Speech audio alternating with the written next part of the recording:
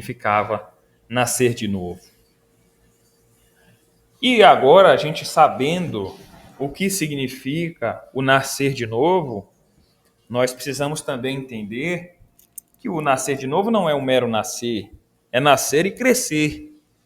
Nascer e crescer, sendo transformados pela palavra de Deus. E a gente pode se perguntar, quanto tempo que eu preciso me santificar? Qual que é o período de transformação na vida de um regenerado? Qual que é esse período? E eu posso dizer para vocês seguramente que esse período é eterno. Jamais nós vamos conseguir satisfazer a santidade de Deus, porque Deus é eterno. Assim como nós não conseguiríamos satisfazer também o perdão dos nossos pecados, a não ser que Jesus Cristo tivesse morrido na cruz por nós, como aconteceu. Então Jesus Cristo, ele se fez maldição por nós, pagando um pecado que para nós seria eterno, uma dívida eterna, mas Jesus, ele paga com 3 dias, ressuscitando ao 3º dia. Mas para nós o processo de santificação é eterno, de modo que se eu vivo 100 anos, 120 anos, 130 anos, buscando santificação constantemente, eu não vou conseguir agradar a Deus com suficiência, porque Deus é eterno, mas Ele nos chama a ser santos. Ele diz, sejam santos, porque eu sou santo. E considerando isso, nós precisamos observar a santificação como um procedimento eterno e insaciável. Nós precisamos ser insaciáveis da santificação. O procedimento é santificação. A santidade é Deus e nós vamos buscar a santificação. Nós precisamos viver uma nova vida. Como Paulo diz lá em Gálatas 2:20, já estou crucificado com Cristo e vivo não mais eu, mas Cristo vive em mim.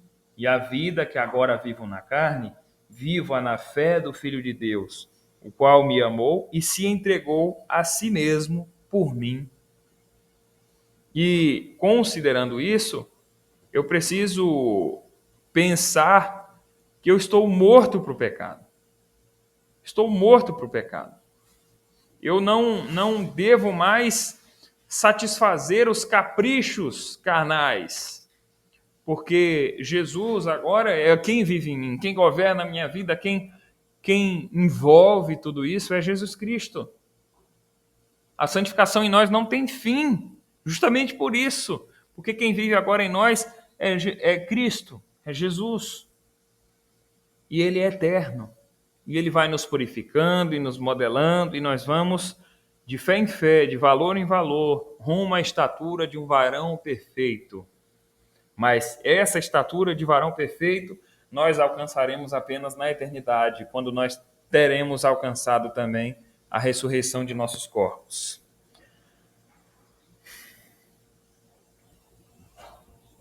E reforço, na ressurreição de nossos corpos, quando nós tivermos vencido a morte, conforme está escrito lá em 1 Coríntios 15, 54 e 55, nós teremos aí, assim, alcançado a perfeição. Mas enquanto nós não vivemos, não desfrutamos dessa eternidade, nós podemos aqui buscá-la. E o maior exemplo de santificação é a demonstração de amor. Paulo fala lá em 1 Coríntios 12 de diversos dons, mas ele encerra a mensagem em 1 Coríntios 12 dizendo assim, porém, eu vou mostrar a vocês um caminho mais excelente. E aí ele entra em 1 Coríntios 13 falando do amor. E aí ele coloca os dons em comparação ao amor, à caridade. Ainda que eu falasse a língua dos homens, dons diversos, cura, profecia, doar tudo para os pobres, entregar o corpo para ser queimado. E conforme a gente vai lendo 1 Coríntios 13, a gente vai imaginando assim, pera lá, isso aqui é uma demonstração de amor. Não é. Demonstração de amor é aquilo que Paulo vai falar depois de fazer essa comparação com todos os dons. Ele chega assim, o amor tudo sofre, a caridade tudo sofre, tudo crê, tudo espera, tudo suporta, não trata com leviandade, não trata enganosamente, não folga com a injustiça, mas folga com a verdade. Isso é o amor. Fica aí para a meditação de todos. A demonstração de amor, e aí amor a Deus e amor ao próximo, ela nos fará alcançar mais santificação diariamente. Porque quando Jesus ele fala assim, amar o próximo como a ti mesmo, é dizendo assim, o que você faz para você, de melhor, faça ao seu próximo. E se nós temos o amor dentro de nós vamos buscar agradar a Deus. E com isso, nós vamos andar com modéstia, nós vamos andar com honestidade, nós vamos andar com compaixão e cumpriremos a vontade do Senhor. Não adianta eu cumprir norma, eu cumprir, olha, tem que fazer isso, tem que fazer aquilo, tem que fazer papapá, e não tiver o amor. Não adianta. O Senhor ele não vai me aceitar. A obediência sem amor é um ato pecaminoso. A obediência sem amor é legalismo. A obediência sem caridade é querendo me aparecer. É farisaísmo carnal. E quanto a isso, nós precisamos ter cuidado. Mas aí, já considerando tudo isso, fica aquela questão, né, do próprio Nicodemos. O que significa nascer da água e do Espírito? Porque o Senhor Jesus fala assim, né? Quem não nascer da água e do Espírito não herdará o reino de Deus. E aí, esse nascer da água e do Espírito, o novo nascimento, né, vamos falar assim, ele é diferente do batismo. O batismo é o procedimento de fé daquele que foi regenerado em confessar a sua fé. Apesar de que muitas das vezes, né, acontece de alguém se batizar sem ter nascido de novo.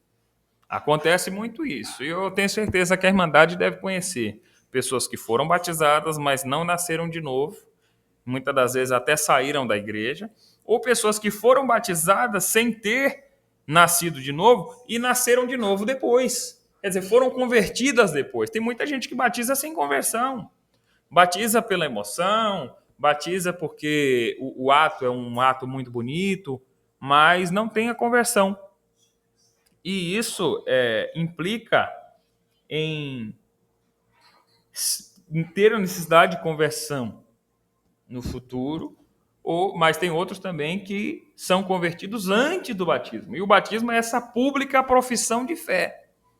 É a confirmação da entrada do crente na aliança. Mas o novo nascimento é a restauração da imagem de Deus no homem. E aí, como foi dito, isso ocorre antes ou depois do batismo. E aí a gente volta naquele assunto das crianças, né? Ah, mas a criança não foi batizada, e aí? O que acontece? As crianças que morrem sem ser batizadas, né? Nós temos o procedimento de nossas crianças receber o batismo só após os 12 anos, que é um período de consciência, ali um período médio de consciência, onde ela vai entender o bem e o mal. Mas as crianças que morrem sem ser batizadas é aquilo que nós falamos, elas serão salvas pela graça de Cristo. Mas aqueles que no período de consciência tiveram a oportunidade de receber o batismo e entenderam o batismo, elas não recusarão ser batizadas, porque um convertido de verdade, ele não recusaria jamais o batismo, né? E aí eu trago aqui uma passagem das Escrituras que diz assim: mas quando apareceu a benignidade e o amor de Deus, nosso Salvador, para com os homens, não pelas obras de justiça que houvéssemos feito, mas segundo a sua misericórdia, nos salvou pela lavagem da regeneração e da renovação do Espírito Santo. Isso quer dizer que o Espírito Santo, o nascer da água e do Espírito significa a mesma coisa. Porque o Espírito Santo ele nos lava de dentro para fora. Ele nos lava, ele nos purifica. E esse é o processo da conversão. É isso que significa para nós a conversão. E aí a gente pode pensar aqui a frase de um pregador do século XVI, na verdade é um entendimento, né, doutrinário, que ele fala que o nascer de novo é como se Cristo dissesse que ninguém é filho de Deus até que tenha sido renovado pela água, e que essa água é o Espírito que nos purifica de uma maneira nova, e que por seu poder derramado sobre nós, nos concede o vigor da vida celestial, quando por natureza somos totalmente infrutíferos. Portanto, por água indica-se a purificação interior e a vivificação do Espírito Santo. Quer dizer, o Espírito Santo, ele nos purifica, nós sendo ainda infrutíferos.